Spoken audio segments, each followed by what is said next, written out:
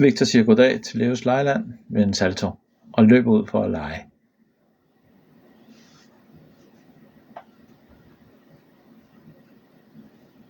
Oliver løber væk fra Victor, men Victor han løber bare videre for at prøve en rutsjebane.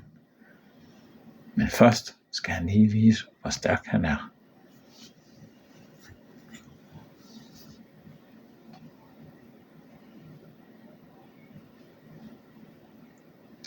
Og så er det tid til at rutsje.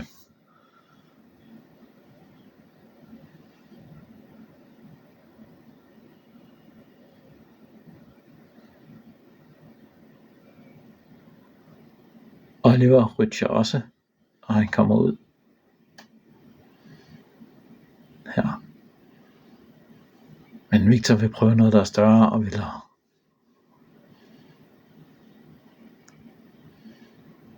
Og hele dagen bliver sluttet af i nogle rutsjebåde, som du kan se her.